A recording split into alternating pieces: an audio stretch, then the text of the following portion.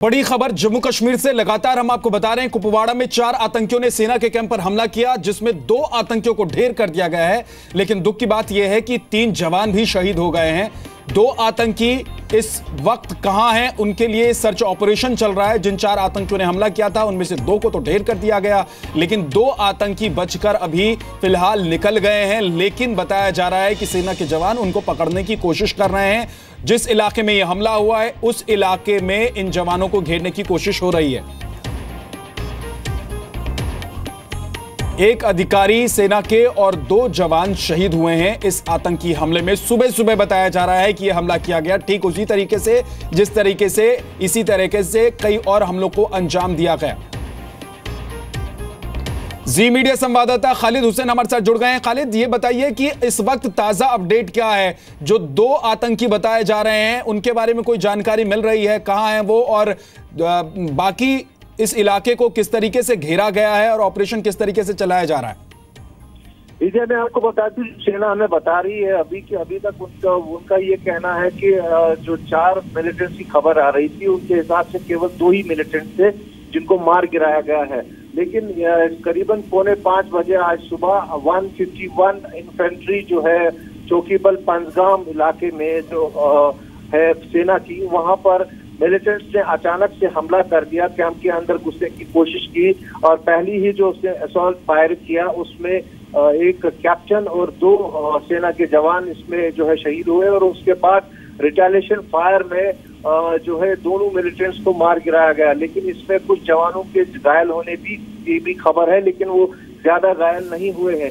इलाके में fire fight अभी रुकी है और पूरा जो है एरिया को कॉर्डन किया गया है और सर्च ऑपरेशन शुरू है। काफी टेरेन जो है वो जंगली इलाका है, माउंटेन एरिया है और कोशिश की जा रही है कि अगर और कोई मिलिटेंट यहाँ छुपा हो जो इस ग्रुप के साथ हो तो उसको भी दर्द पहुंचा जाए। लेकिन फिलहाल अगर कैंप की बात करें तो कैंप अभी इस वक्त सुरक्षित है, उसको पूरी तरह से क्लियर किया गया है और कोई भी जो खबर आ रही थी कि मिलिटेंट शायद अंदर घुसे हैं कुछ, वो खबर जुटलाई जा रही है सेना की तरफ से। लेकिन सर्च ऑपरेशन अब भी जारी है और अगर किसी मिलिटेंट के छुपे होने की आशंका है तो उसको पकड़ने की पूरी कोशिश या उसको न्यूट्रलाइज करने की पूरी कोशिश की जा रही है। जी, जिन 2 आतंकियों को ढेर किया गया है उनके बारे में कुछ जानकारी मिल पाई है? कौन से ग्रुप से हैं आतंकी और किस तरीके से ये दाखिल हुए, कैसे हमला किया?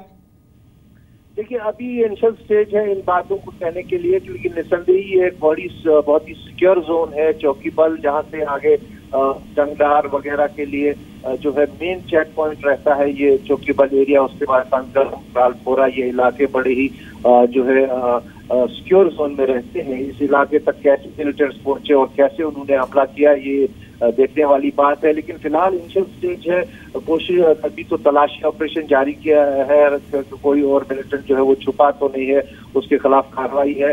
बॉडीज को ले लिया गया है, उसके साथ जो हथियार है उनको भी कैप्चर किया गया है, आइडेंटिफिकेशन जारी है। लेकिन अभी ये कह पाना इतने इनिशियल स्टेज में कि ये मिलिटेंट से है, क्या विदेशी है, क्या स्थानीय है, ये सेना नहीं कह पा रही है। लेकिन निसंदेह ही इस इलाके में जो डोमिनेशन है वो फॉरेन मिलिटेंट्स का ही है नॉर्थ इलाके में, जिसके चलते आशंका जताई जा रही है कि शायद लश्कर या हिज़्ब के हो। लेकिन फिलहाल अभी पुष्टि करना कि किस आतंकी संगठन से है। और जी खालिद, आप बने रहिए। पीके सहगल रक्षा विशेषज्ञ हमारे साथ जुड़ गए हैं, एक बार उनका रुख कर लेते हैं। पीके सहगल साहब, एक बार फिर से पाकिस्तान समर्थित आतंकी घुस आते हैं, कैंप पर हमला कर देते हैं।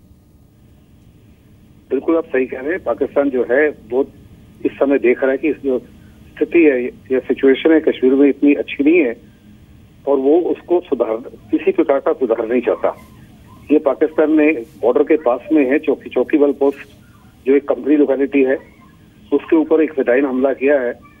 जिस हमले को तो हमने नकार, दोनों टेररिस्ट पे जो हमला किया है उनको तो मार गिराया है, लेकिन इस हमले में 4 आदमी के जवान जो है शहीद हो गए, इंक्लूडिंग वन ऑफिसर, और 5 इंजर्ड हो गए हैं। जी, जो भी ये फिदाइन है इनको बहुत ज्यादा फायदे होते हैं। इनको लोकल सपोर्ट मिल रहा है, लॉजिस्टिक सपोर्ट मिल रहा है, स्टोन पेल्टर्स की तरफ से सपोर्ट मिल रहा है, कश्मीरी कुछ अलगवादी नेताओं से सपोर्ट मिल रहा है, कुछ पॉलिटिकल लीडर्स हैं जैसे कि एनसी वाले हैं उनसे सपोर्ट मिल रहा है। और साथ ही साथ ये जो आते हैं इनको एडवांटेज है कि ये टारगेट को चुनते हैं, सरप्राइज इनके हाथ में, किस तरफ से अटैक करना है, कैसे अटैक करना है, पहले रिकॉनेसेंस की जाती है, इनको इनपुट्स मिल रहे हैं लोकल से। तो हमने जो हमारी जवाबी कार्रवाई है, we have to go on an offensive defence. जब इस माफी की कार्रवाई होती है, हमने बहुत कारगर और तुरंत से counter retaliation from our side should have already begun if it is not already begun, ताकि पाकिस्तान को ये यकीन हो जाए कि इसको हिंदुस्तान कभी भी बर्दाश्त नहीं करेगा। और यही नहीं कि हम उसी इलाके को हमला करें जहां से वो हमलावर आए हैं, क्योंकि उस इलाके में प्रिपेयर्ड होंगे। We have to target 8 to 10 locations जहाँ पे हम सरप्राइज को हासिल करें, बजाय सरप्राइज उनके हाथ में हो। क्योंकि इस माफी के हमले में सारा एडवांटेज, सारा इनिशिएटिव दुश्मन के पास में है। वो ट्यून चलाता है, हम ट्यून पे रिएक्ट करते हैं। अभी हमको म्यूजिक प्ले करना है और हमको यकीन करना है कि वो उसके ऊपर रिएक्ट करे। जी, पीके सहगल साहब, क्या इन आतंकियों को पता है कि अब देश के अंदर घुसकर और आतंकी वारदात को अंजाम देना आसान नहीं रहा है, इसलिए जहां तक आपकी पहुंच बनती है वहां तक आप पहुंचिए और हमला कर दीजिए, और इसी प्लानिंग के तहत अब इस तरह के हमले हो रहे हैं और बार बार हमले हो रहे हैं आतंकियों के द्वारा सेना के कैंप पर? क्योंकि पाकिस्तान में चाइना के इशारे पर और लोकल्स के इशारे पर, खासकर के आतंकवादियों के जो अलगवादी हैं उनके इशारों पर उसने तय कर लिया है कि ज्यादा से ज्यादा हमले हैं सिक्योरिटी फोर्सेस पे किए जाएंगे, बीएसएफ पर के, सीआरपीएफ के ऊपर, जेएनके पुलिस के ऊपर, फौज के ऊपर, और जो कश्मीर के एमएलएज हैं, खास करके जो पीडीपी के एमएलएज हैं, उनकी कोशिश है कि वो सरकार को गिराया जाए, गवर्नर रूल लाया जाए। गवर्नर रूल लाने का मतलब है कि अब्दुल्ला परिवार जो वहां के अवाम ने निकाल के फेंक दिया है, वो अपने आप को रीस्टेब्लिश करना चाहते हैं। और उनको लगता है कि इस माफी के हमले आगे से ज्यादा सक्सेसफुल हो सकते हैं, क्योंकि उनको लोकल पॉपुलर सपोर्ट और लॉजिस्टिक सपोर्ट जो है और इनपुट्स जो है, इंटेलिजेंस इनपुट्स है, वो लोकल से मिल रहे हैं। इसको चेकमेट करने के लिए सरकार ने एक बहुत अच्छा फैसला किया है कि एक महीने या टिल फर्दर ऑर्डर्स के लिए आपकी सोशल मीडिया साइट्स जो हैं उनको ब्लॉक कर दिया है। ये बड़ा लाजमी था, क्योंकि सारी की सारी जो इंटेलिजेंस शेयरिंग हो रही थी, जो इन्फॉर्मेशन पास हो रही थी, वो सारे सोशल मीडिया के माध्यम से था। और आपको अपनी साइबर कैपेबिलिटी जो है और साइबर स्पेस जो है उसको बहुत बड़े पैमाने पर इम्प्रूव करना पड़ेगा, ताकि पाकिस्तान को किसी प्रकार की टाइमली एक्सेसिबल इंटेलिजेंस हमारे बारे में ना मिले। जी, लेकिन सर क्या आपको लगता है कि ये पाकिस्तान की बौखलाहट का नतीजा है कि वो दोहरे तरीके से अटैक कर रहा है? एक तरफ वो अलगाववादियों को समर्थन देकर पत्थरबाजी करवा रहा है जम्मू कश्मीर में, दूसरी तरफ वो सीमा से लगे हुए इलाके में सुरक्षा बल के जवानों पर हमले करवा रहा है। मैं ये नहीं कहूंगा बौखलाहट पाकिस्तान की। पाकिस्तान जो इस सिचुएशन का फायदा उठाना चाहता है। अच्छा। कुरान बानी के मारे जाने के बाद में वैली में तब से लेके अभी तक स्थिति बहाल नहीं हुई, और पाकिस्तान उसको बहाल होने भी नहीं देता, ताकि उसकी कोशिश है कि किसी ना किसी तरीके से दुनिया की आवाज सुने और इंटरनेशनल इंटरवेंशन हो जहां तक जेएनके का ताल्लुक है। वो बार बार ट्रंप एडमिनिस्ट्रेशन को बोलता है, बार बार यूरोपियन यूनियन को बोलता है, बार बार यूएन सेक्रेटरी जनरल को बोलता है। तो सारे के सारे यही कह रहे हैं कि ये मसला दो तरफा है, आप बायलैटरली हिंदुस्तान से बातचीत कीजिए। वो जानते हैं कि हिंदुस्तान से बातचीत से उनको कुछ नहीं मिलना, क्योंकि पहले उनको माहौल बनाना है बातचीत का, वो बनाने के लिए तैयार नहीं है। जी सर, बार बार इस तरह के हमले हो रहे हैं, हम कोई एक सुरक्षा लेयर इस तरीके का क्यों नहीं बना पा रहे हैं कि ये जो आतंकी घुस आते हैं, कैंप तक पहुंच जाते हैं, इनको हम रोक सके?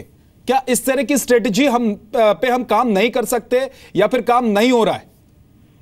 नहीं, इस पे काम हो रहा है और काम कर रहे हैं, लेकिन ये ध्यान में रखिए, जो मौत से नहीं डरता, मैंने कहा ना ये फिदायीन हमला है, जो मौत से नहीं डरता, इतना बड़ा लंबा बॉर्डर है, आप कहीं ना कहीं से तो घुसपैठ जरूर होगी।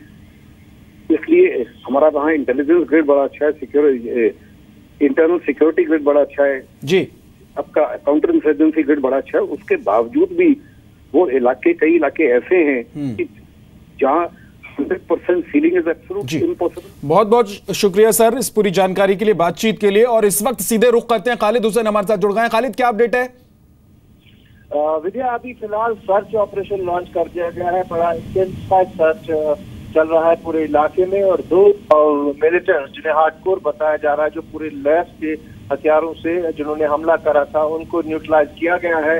लेकिन इसमें सेना के 3 लोग जो है उनकी शहादत हुई है, मार्चर हुए हैं, जिनमें एक कैप्टन रैंक का ऑफिसर बताया जा रहा है, और कुछ सेना के जवान जो घायल भी हुए हैं, लेकिन ज्यादा गंभीर चोटें नहीं है।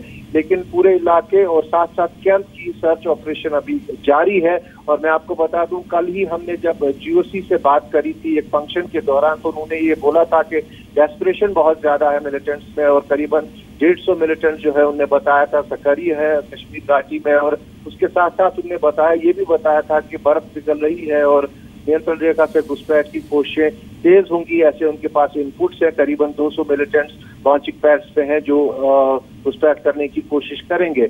और ये काफी सटा इलाका है नियंत्रण रेखा से, हो सकता है कि न्यूली इन्फिल्ट्रेटेड ग्रुप हो कोई जिसने ये हमला किया हो, या फिर इस इलाके तक पहुंचने के लिए काफी रेकी भी की गई होगी, क्योंकि ये काफी सिक्योर इलाका है चौकीबल पंजगाम, जहां से आगे ये किस्म का चेक पॉइंट है जो नियंत्रण रेखा के सभी कैंपों को जाने वाले रास्ते पर बिठाया गया है। और यहाँ पर इस जगह पर हमला होना निसंदेही चिंताजनक विषय भी है, लेकिन ये भी बात जरूर है कि इस इलाके तक पहुंचने के लिए रिकी जरूर की गई होगी, क्योंकि इस इलाके तक लैस होकर हथियार लेकर पहुंचना इतना आसान नहीं है।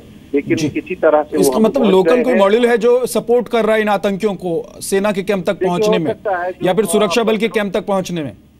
विजय, अपर ग्राउंड वर्कर्स इनके काफी ज्यादा है, जो पिछले दिनों भी हमने देखे जो कई जगहों पर अपर ग्राउंड काम करते हैं, और इनको लॉजिस्टिक्स, इनको अकोमोडेशन, इनको रूट्स, इन सब बातों में भरती मदद करते हैं। और हो सकता है कि अपर ग्राउंड अगर ये फॉरेनर मिलिटेंट्स हैं जिनकी शिनाख्त अभी नहीं हो पाई है कि 2 मिलिटेंट जिनको मारा गया है, अगर ये विदेशी निकलते हैं तो निसंदेही किसी अपर ग्राउंड वर्कर ने इन्हें अनरूट किया है वहां तक, और उनकी मदद से ही इन्होंने ये हमला अंजाम दिया होगा। लेकिन इस इलाके में लैस होकर पहुंचना वो भी एक चिंताजनक बात है, क्योंकि ये एक बड़ा ही सुरक्षित इलाका माना जा रहा है, जिस तरह से उड़ी का इलाका माना जाता था। और कहीं सेना को इस बात पर भी सोचना पड़ेगा कि आखिर इन इलाकों खालिद, हम देख रहे हैं लगातार एक ही पैटर्न, एक ही तरीके से इन आतंकी हमलों को अंजाम दिया जा रहा है, सुरक्षा बल के कैंप पर हमला करके, चाहे सुरक्षा बलों को निशाना बनाकर, चाहे रोड पर जा रहे सुरक्षा बलों को निशाना बनाकर। क्या इससे निपटने के लिए कोई रणनीति अभी इस वक्त सेना ने या फिर सुरक्षा बल के जवानों ने तैयार कर ली है ताकि इस तरह के आतंकी हमलों से बचा जा सके, या फिर ऐसी रणनीति बनाई नहीं जा सकती क्योंकि इनको एक मौका चाहिए जिसके जरिए ये घुसकर आप पर हमला कर सकते हैं? विजय, देखिए, निसंदेही ये मौके के तलाश में ही होते हैं। और वैसे तो जो हमने पिछले कुछ समय से देखा, 5-6 महीने से हमेशा से एनकाउंटर्स हुई है, जहां एनकाउंटर का मतलब ये है कि जहां सुरक्षा बलों की तरफ से ही निशानदेही होती है, उन्हें घेरा जाता है, यानी वो मिलिटेंट हमला नहीं होता है, उन्हें सुरक्षा बल ही पकड़ लेते हैं और फिर मार गिरा देते हैं। लेकिन मिलिटेंट्स इस फिराक में जरूर रहते हैं कि कहीं ऐसा उनको स्पॉट मिले, लूज पॉइंट मिले, जहां वो स्ट्राइक कर सके। और उसको झेलने के लिए हाल ही में हमने देखा कि यूनिफाइड कमांड की यहाँ बैठक हुई, जिसका नेतृत्व खुद मुख्यमंत्री, जो गृह मंत्री भी है राज्य की, उन्होंने की। और उसमें तमाम इंटेलिजेंस एजेंसी, स्टेट और सेंट्रल इंटेलिजेंस, रॉ के लोग या फिर यहाँ स्टेट इंटेलिजेंस के लोग, आर्मी, बीएसएफ, सेना, उन सब ने बैठकर करीबन 4 घंटे बैठक की। और जो कश्मीर के सारे हालात हैं, चाहे वो मिलिटेंसी हो या फिर स्टोन पेल्टिंग हो, सब मुद्दों पर बात की। और इस मुद्दे पर भी वहाँ चर्चा हुई कि जो राइजिंग मिलिटेंसी है यहाँ पर, क्योंकि नंबर्स काफी ज्यादा बढ़ गए हैं, जो आंकड़े खासकर साउथ कश्मीर या फिर नॉर्थ कश्मीर में बात करें तो आंकड़े बढ़ गए हैं। पिछले 1 डेकेड में सबसे ज्यादा नंबर अभी बताया जा रहा है यहाँ मिलिटेंटों का। उन सब को निपटने के लिए क्या कुछ करना चाहिए, वो उस पर चर्चा हुई। और जिसका एक ठोस जो है कदम जो उठाया गया है, कल इंटरनेट सर्विस, खासकर जो सोशल सर्विस नेटवर्किंग है, उनको 1 महीने के लिए बहाल कर दिया गया है, ताकि जो सूचनाएं मिलती थी, चाहे व्हाट्सएप के जरिए, चाहे फिर फेसबुक या फिर अदर सोशल मीडिया के जो मीडियम्स हैं, जिनके तहत एक्सलेट किया जाता था, लोगों को एक दूसरे से, एक जगह से दूसरी जगह भेजा जाता था, वो मिलिटेंट्स भी यूज करते आए हैं और अब भी करते थे, जहां से वो एक जगह से दूसरी जगह जाने के लिए अपनी सुरक्षा, अपने रूट्स का पता लगाते थे। तो उस सर्विस पे बार कर दिया गया है ताकि इससे जो है उनकी मूवमेंट को स्ट्रिक्ट किया जाए जी। लेकिन और कदम जरूर उठाने पड़ेंगे, क्योंकि जिस हिसाब से नंबर बढ़े हुए हैं इस सबको, इन हमलों को खासकर रोकने के लिए।